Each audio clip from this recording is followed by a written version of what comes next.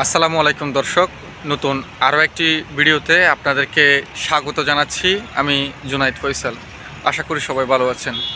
আজকের এই ভিডিওতে আমি ইউরোএশিয়ার চমৎকার একটি দেশ সম্পর্কে আলোচনা করব। সেখানে কিভাবে আপনারা যাবেন, কোন কোন ধরনের ভিসাগুলো হয়, ভিসার ইস্যু কেমন, সে সম্পর্কে আশা করি ভিডিওটা সম্পূর্ণ দেখবেন। একই সাথে অনুরোধ থাকবে, যদি এখন অবধি আপনারা আমার চ্যানেলটি সাবস্ক্রাইব করে না থাকেন, দয়া করে চ্যানেলটি সাবস্ক্রাইব করে দিবেন।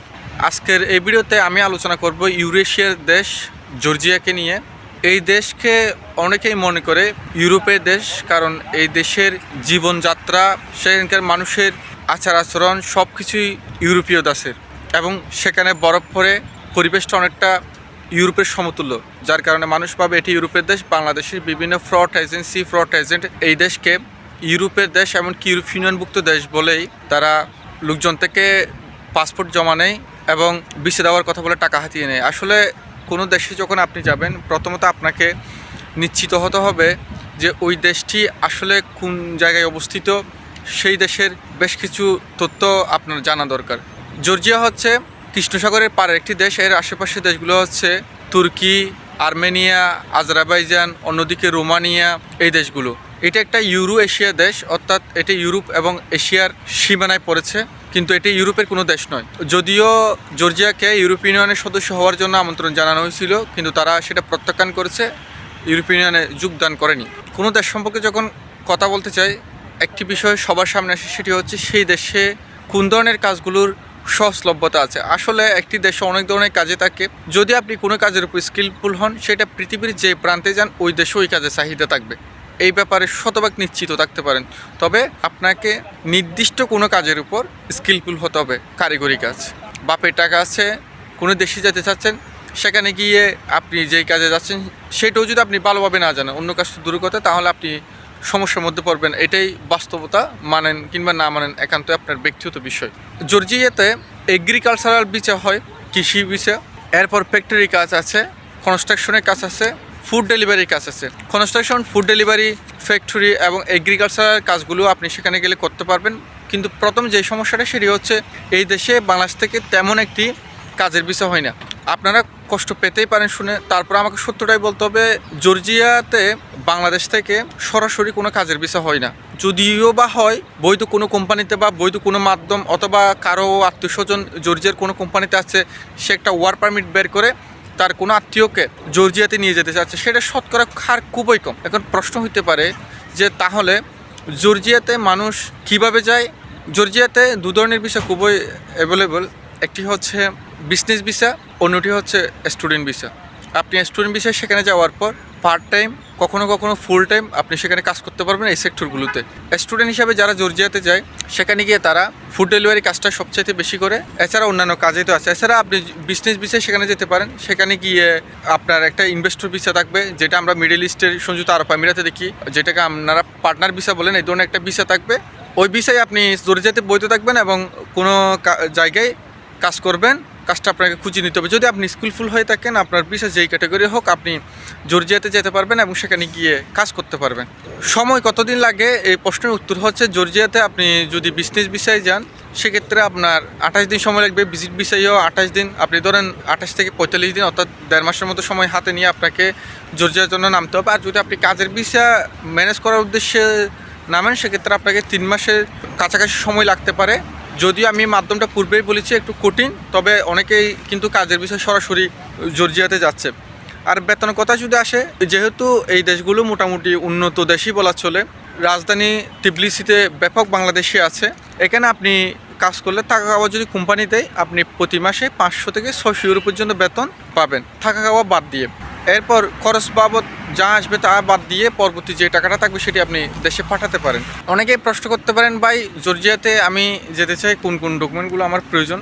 আপনাকে একটা পাসপোর্ট লাগবে, যেটার মেয়াদ মিনিমাম 6 মাস থাকতে হবে। এছাড়া আপনার একটা কন্ট্রাক্ট পেপার লাগবে, ওই দেশে আপনি যার কাছে কাজে যাচ্ছেন তার, এবং হচ্ছে তার এমপ্লয়ারের ডকুমেন্ট লাগবে, যিনি আপনাকে নিয়োগ দিচ্ছেন। ট্যাক্স পের ডকুমেন্টগুলো, তার কোম্পানির বিভিন্ন লাইসেন্স এবং বিভিন্ন যেই সার্টিফিকেটগুলো আছে সেগুলো প্রয়োজন হবে। এছাড়া আপনি যদি ভিজিট ভিসায় সেখানে যেতে চান, সেক্ষেত্রে আপনার ব্যাঙ্ক স্টেটমেন্ট এবং হচ্ছে রিটার্ন টিকিট, এই জিনিসগুলোর দরকার পড়বে। এবং একটা ভিজিট ভিসা হতে যে ডকুমেন্টগুলো লাগে অন্যান্য দেশে সেম সেই ডকুমেন্টগুলো লাগবে কাছাকাছি। আপনি কাজের ভিসায় গেলে আপনার কোম্পানি যেটা আছে বা অথবা আপনাকে যে নিয়োগ দিতেছে তার ট্যাক্স রিটার্ন, তার কোম্পানির লাইসেন্স, তার ব্যক্তিগত বিভিন্ন ডকুমেন্ট সাবমিট করে সে আপনার জন্য একটা ভিসা ম্যানেজ করে দিবে। অনেকেই জিজ্ঞেস করতে পারেন, ভাই কেন জর্জিয়াতে যাব? দেখেন, বর্তমানে বাংলাদেশিদেরকে পৃথিবীর কোনো দেশে ভিসা দিতে চাচ্ছে না। আপনারা সম্ভবত প্রধান উপদেষ্টা একটি বক্তব্য শুনেছেন, বাংলাদেশিরা যত 2 নম্বর এসে সব করে, তাদের সমস্ত ডকুমেন্ট 2 নম্বর থাকে, তারা জালিয়াতি করে, যার কারণে 1 দিন 2 দিন করে যখন বিভিন্ন দেশের ভিসা অফিসারদের হাতে এগুলো ধরা পড়ছে, বাংলাদেশের সুনাম খুবই ক্ষুণ্ণ হয়েছে। অনেকে মনে করেন একটা রাজনৈতিক সরকার আসলে আপনারা ভিসা পাবেন, আসলে বিষয়টা সেরকম না। কেন রাজনৈতিক সরকার আসুক বা অরাজনৈতিক সরকার আসুক, ভিসা পাবেন এই আশাটাকেও আপনারা ছেড়ে দেন। কারণ এইটা করতে গেলে অনেক স্ট্রং একটা পররাষ্ট্র বিষয়ক চ্যানেল লাগবে। এছাড়া আমরা বাঙালি যারা আছে আমাদেরকেও আমাদের যে চলাচরিত্র, যেই ডকুমেন্ট সাবমিটের বিষয়, সেগুলো যে জালিয়াতি, সেগুলো থেকে সরে আসতে হবে। যারা দক্ষ কোনো কাজ জানেন তারা বৈধ উপায়ে যাওয়ার চেষ্টা করবেন। যারা শিক্ষাগত যোগ্যতা আছে তারা অরিজিনাল সার্টিফিকেট শো করে যাবেন। যাদের শিক্ষাগত যোগ্যতা নাই, নীলক্ষেত থেকে সার্টিফিকেট কিনে দেশের বাইরে আসার যেই দিন সেটা শেষ হয়ে গেছে, এরকম যদি করতে চান বর্তমানে আপনাদের টাকা মার যাওয়া ছাড়া আর কোনো উপায় নেই। আরেকটা ব্যাপার হইতেছে, বর্তমানে ভিসার ইস্যু খুবই ভালো জর্জিয়াতে অন্যান্য দেশের তুলনায়। একই সাথে আপনি যদি জর্জিয়া যান, সেখানে একটা ইউরোপীয় দাসের জীবন উপভোগ করতে পারবেন। যারা ইউরোপ যেতে চান কিন্তু কোনো না কোনোভাবে যেতে পারছেন না, তাদের জন্য এই দেশটা চমৎকার একটি দেশ হতে পারে।